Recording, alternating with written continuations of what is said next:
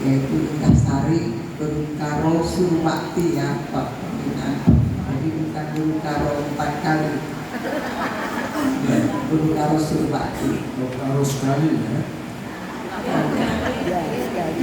Guru Karo Surbakti ini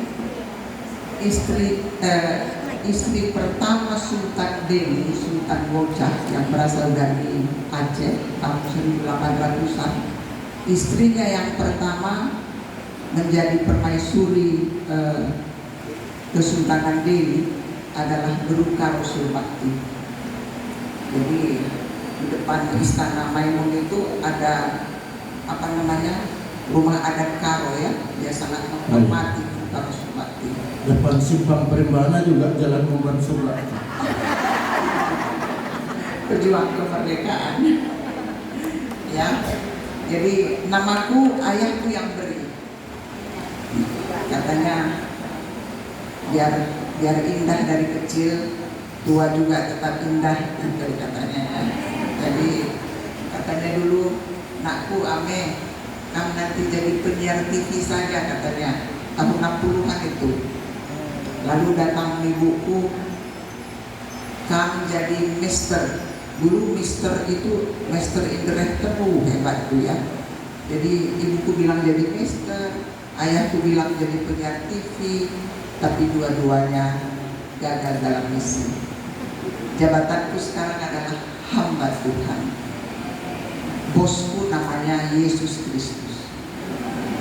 Jadi aku sekarang akan menyampaikan pikiran bosku.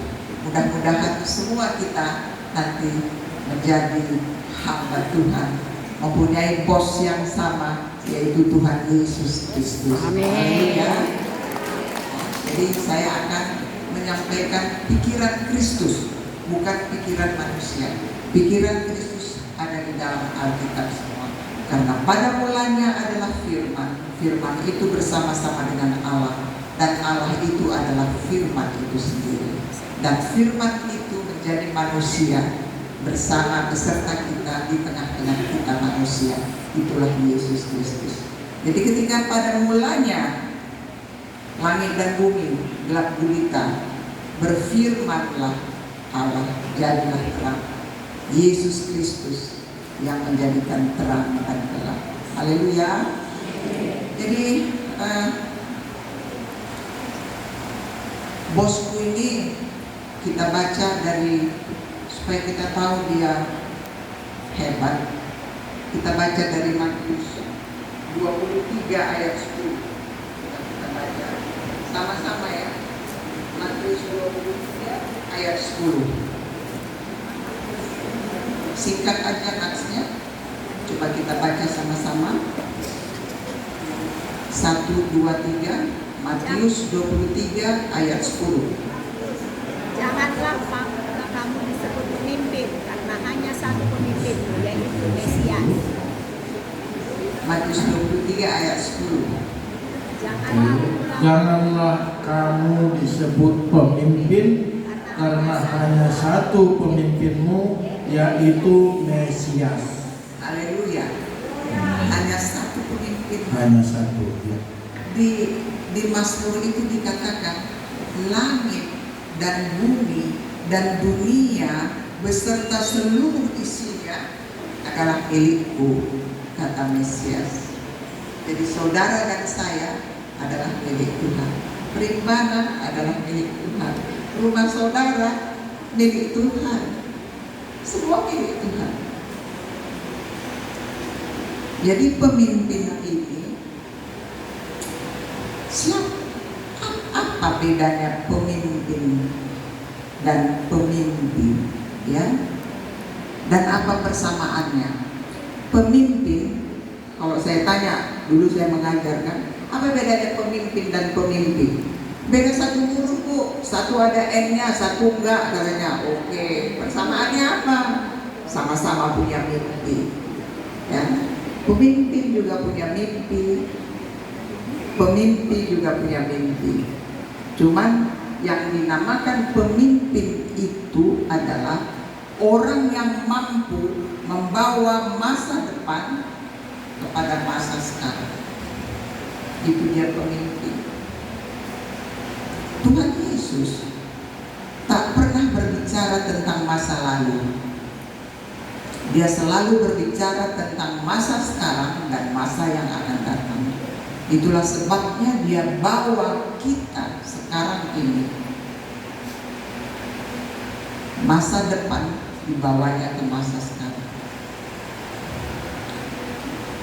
Macam mana pula masa depan dibawa sampai masa sekarang? Bagaimana caranya pemimpin kita ini, ya kan? Pemimpin kita ini kalau secara dunia, secara orang dunia, secara Parisi juga ya. Orang Parisi mula-mula ketika mendengar ada Mesias datang, semangat kali. Mesias, dia akan mengalahkan Kaisar Romawi, kita yang akan menjadi raja di sini. Gitu pikiran orang Yahudi. Pikiran Petrus juga demikian. Tapi ketika pemimpin itu mengatakan, aku akan disesat, aku akan dibunuh. Lo mengkai pemimpin bagaimana? Pemimpin kai kaki nih, kai tombak itu. Tak betul itu. Petrus juga demikian. Barangkali saudara dan saya juga berpikir demikian. Karena pemimpin yang satu ini aneh di mata dunia. Kalau pipi kanan mau ditempeleng, beri pipi kiri. Ngapain pula aku ditempeleng Senin aku ini Ratna Guru Brahmana? Kalau ditempelengnya aku, jangan coba-coba, aku tempeleng lagi dia. Kalau dia kiri, aku kiri kanan. Itu manusia, ya kan? Dia tempelengnya kiri, aku balasnya pasti kiri, habis itu kanan lagi. Kalau perlu tunjang lagi, ya kan? Itu pikiran manusia. Macam mana pemimpin seperti ini mau diikuti? Apa masa depan yang akan dibawanya kepada kita sekarang, masa sekarang? Saudara, jangan lupa waktu itu diciptakan oleh Tuhan. Itu sebabnya dikatakannya di 2 Petrus 3 ayat 8. Coba baca, itu penting. 2 Petrus 3 ayat 8. Supaya kita tahu bagaimana dia membawa masa depan itu ke masa sekarang.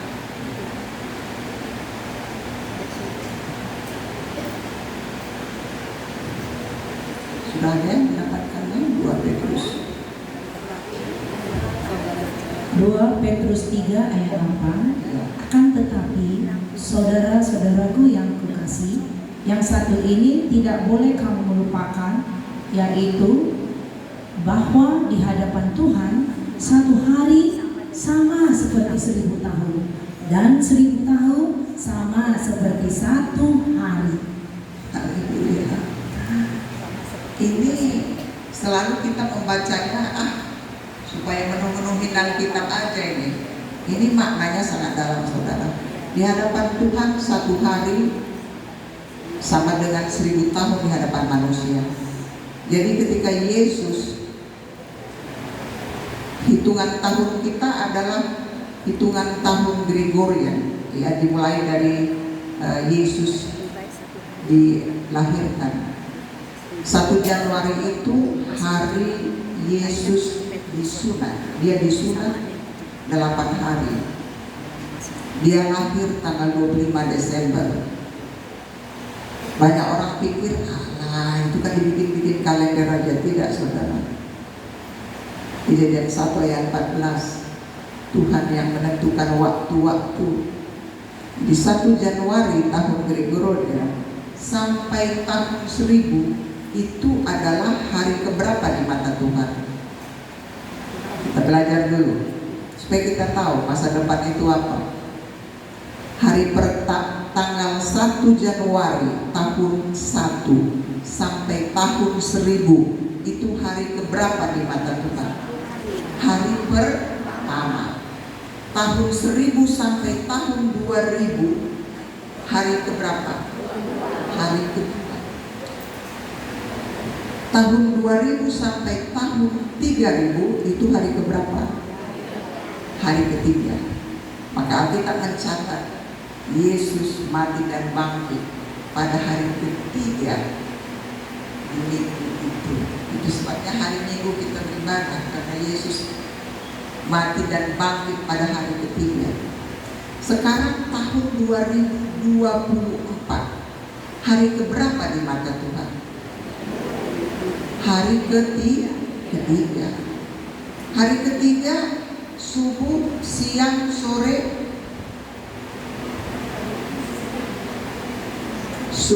subuh. Hari ketiga di mata Tuhan subuh. Itu sebabnya Yesus bangkit pada hari ketiga subuh. Alkitab mencatat, ya, bukan saya. Kita sekarang bercerita tentang pikiran Kristus. Tahun 2024 adalah hari ketiga di mata Tuhan. Dan subuh dia bangkit. Dan engkau akan diselamatkan. Percaya dalam hati, mengaku dengan mulutmu bahwa Yesus mati dan bangkit, maka engkau akan diselamatkan. Pesta perkawinan di Kana pada hari ketiga, Tuhan Yesus hadir di sana.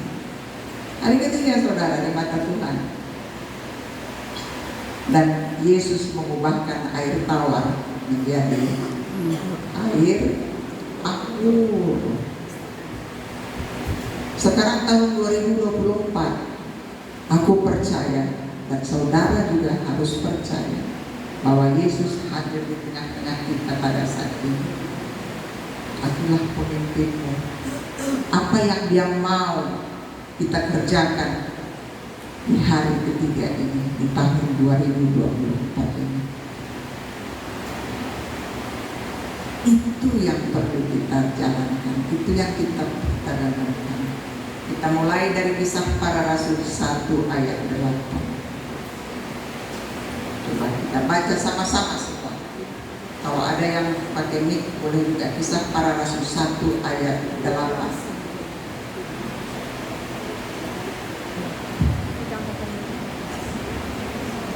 Coba ya, ini Kisah 1 ayat 8 dikatakan di sini, tetapi kamu akan menerima kuasa kalau Roh Kudus turun ke atas kamu, dan kamu akan menjadi saksiku di Yerusalem dan di seluruh Judea dan Samaria dan sampai ke ujung bumi. Haleluya. Itu masa depan, ada masa itu, masa depan di bawah Tuhan.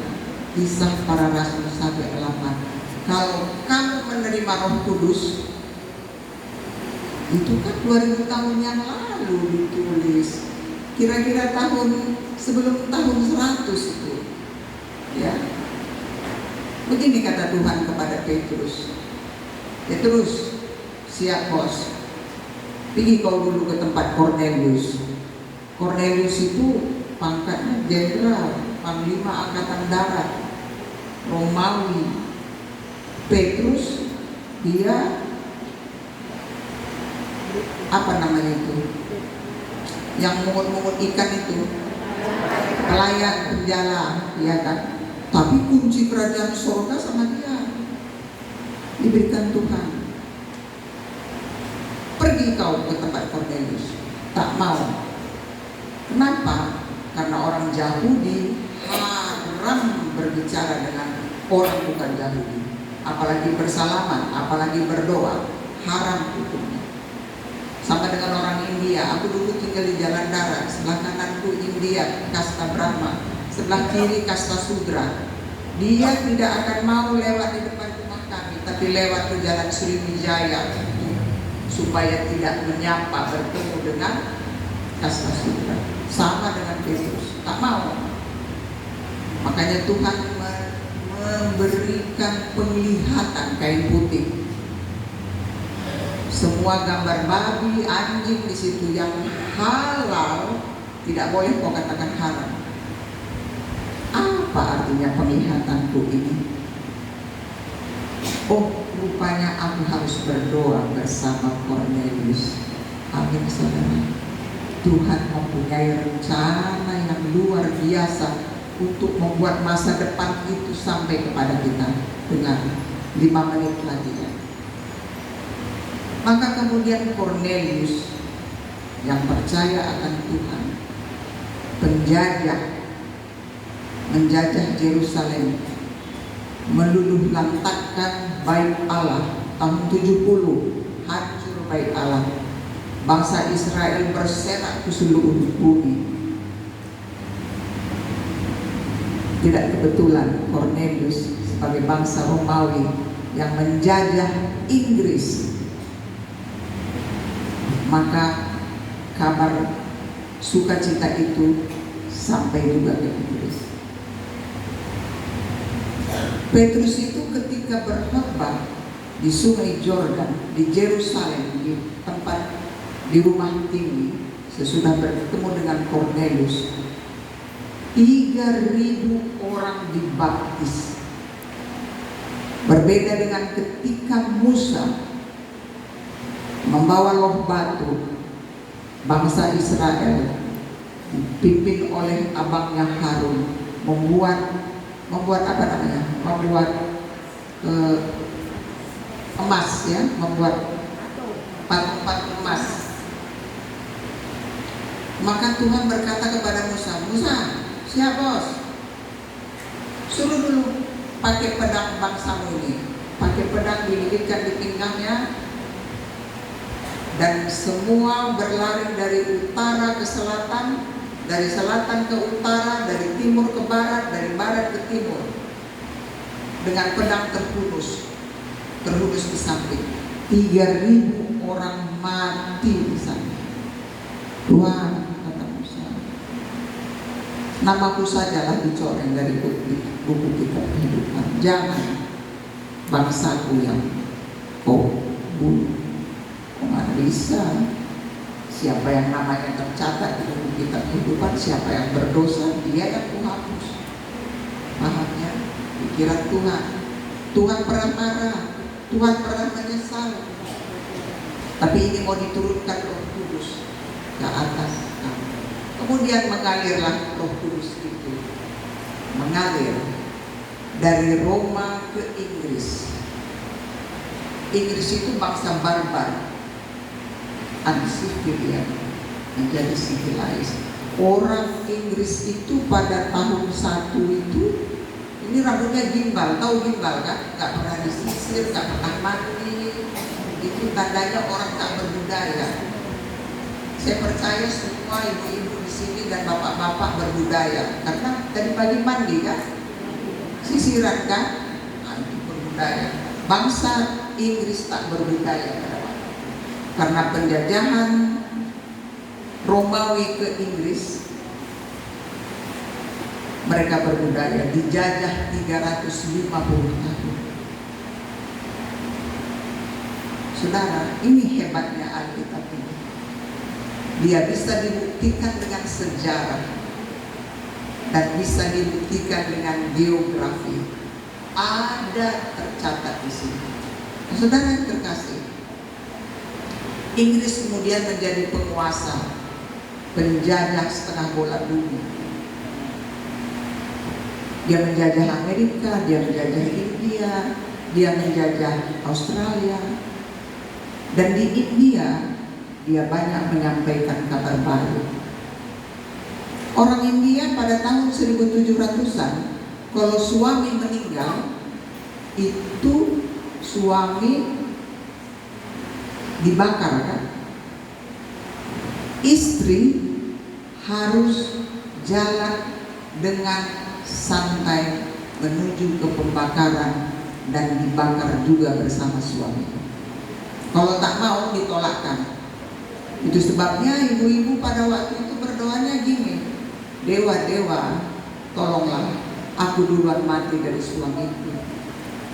Jangan suamiku dulu." Beda dengan doa-doa ibu-ibu sekarang, ya kan? Matilah minkam berleben katanya, ya kan? Beda-beda. Saudara dikasih. Begitulah cara Inggris menyampaikan kabar baik. Stop, tidak boleh ada lagi pembunuhan, gitu ya.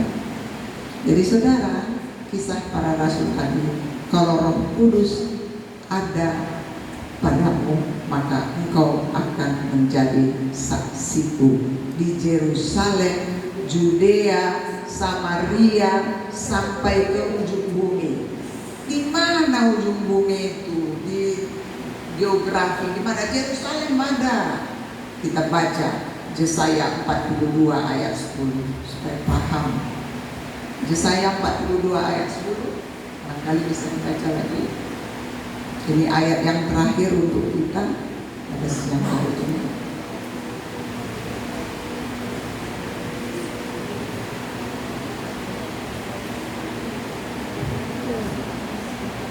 Yesaya 42 ayat 10.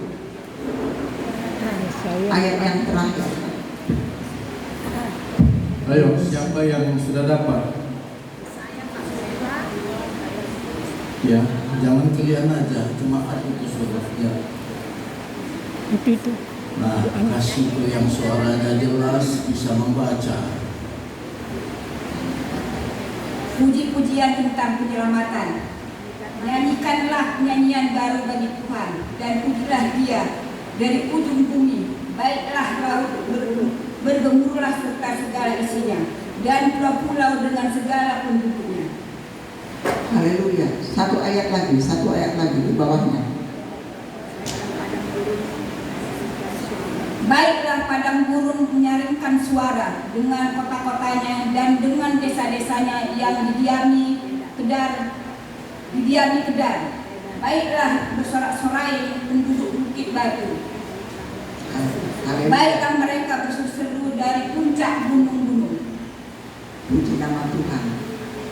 Itulah letak ujung bumi. Yesaya 42 ayat 10. Katanya kepada orang-orang yang tinggal di ujung bumi itu, nyanyikanlah nyanyian baru.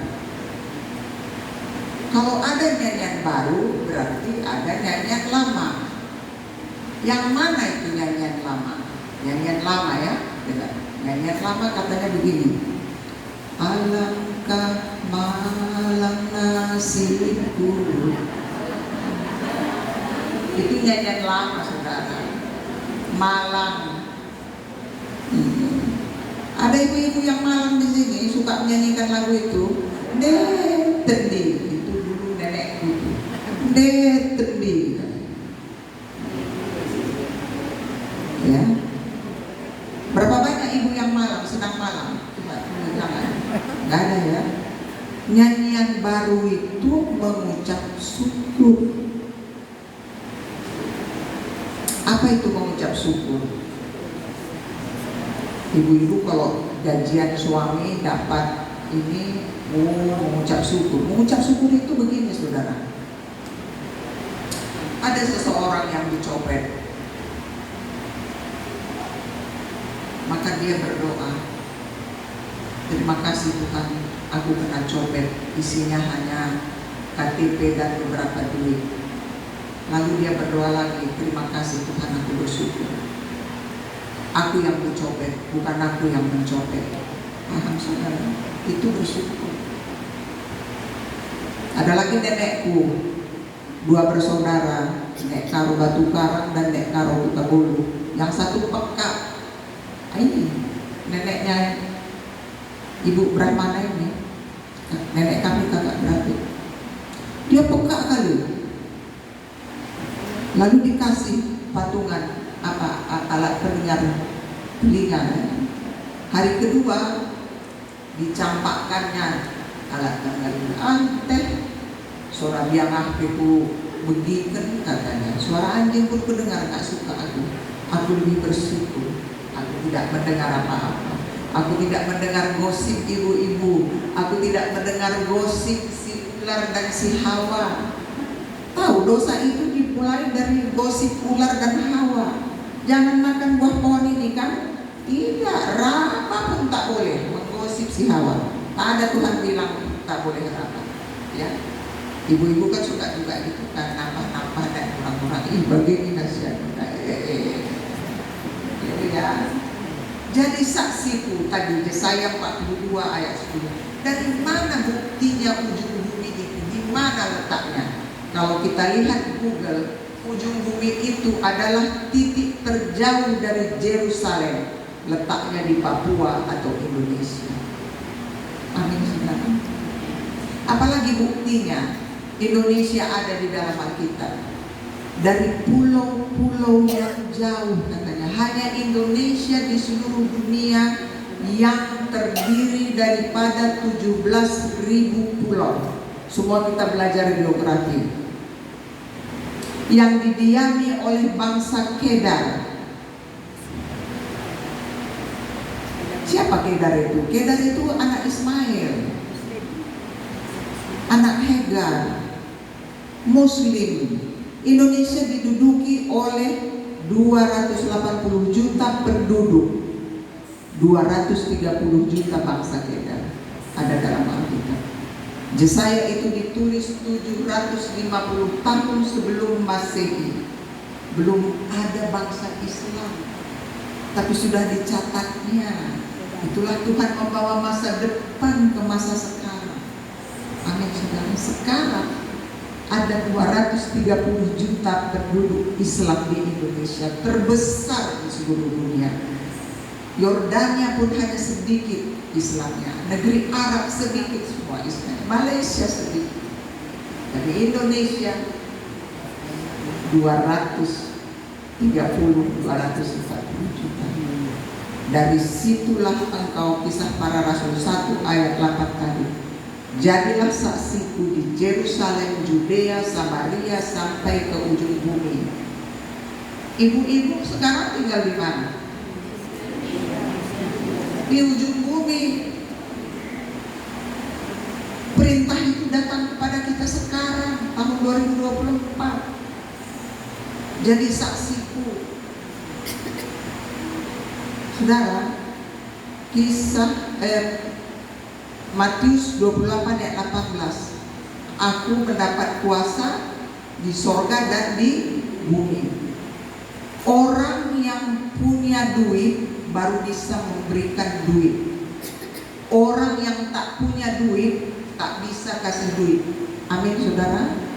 Tuhan yang punya kuasa, maka Dia memberikan kuasa kepada saudara dan saya untuk menjadi saksi di Yerusalem, Judea, Samaria sampai ke bumi. Saudara, kalau pemimpin itu kita harus ikut. Bapak pembina kita adalah jenderal polisi, ya kan? Kalau orang berbaris, aku bertanya kepada Pak Pembina di depan, siap gerak, semua harus siap gerak ya, siap gerak. Balik kanan gerak. Kalau balik kiri, benar nggak mengikuti pemimpin? Salah. Itu yang sering kita lakukan sekarang. Balik kanan kata Tuhan Yesus, kita balik kiri. Memang sama-sama balik, tapi salah, saudara. Sesat merasa benar. Amin. Itulah pemimpin kita. Hanya aku pemimpinmu, kata Tuhan Yesus. Jadi bagaimana kepemimpinan Tuhan Yesus? Itu tadi, tempelin pipi kanan, beri pipi kiri. Haleluya. Lempar orang pakai batu, balas lempar pakai bunga. Amin. Haleluya. Dan katanya lagi di Ibrani ya, setialah kepada pemimpin-pemimpinmu yang di dunia ini, katanya. Ayat terakhir tadi, ayat terakhir 2 kali ya. Pemimpin-pemimpinmu di dunia ini. Ibrani tertulis ya. Tadi katanya pemimpinmu hanya satu, yaitu Tuhan Yesus Kristus. Tapi taat juga kepada pemimpin-pemimpinmu yang di dunia ini. Jadi berarti banyak pemimpin. Salah satu adalah Bapak Pembina kita. Kenapa?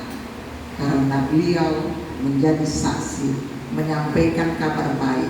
Tugas saudara dan saya hanya satu, menyampaikan kabar baik bahwa Yesus itu hebat, bahwa Dia itu luar biasa, bahwa Dia menebus kita dengan darahnya. Hanya itu. Tak boleh jadi hakim. Bagang ke depan kita, balosa, bodung ke kita. Tak boleh. Hanya Tuhan, akulah hukum, Tuhan hukum dan hakim. Yakobus 4 ayat 12. Siapakah kau manusia sehingga engkau menghakimi sesamamu manusia? Aku tak berani menghakimi siapa. Aku hanya menyampaikan kabar baik pada saat ini bahwa Yesus telah menebus kita dan kita diselamatkan. Amin, saudara. Demikian firman Tuhan untuk kita bersama.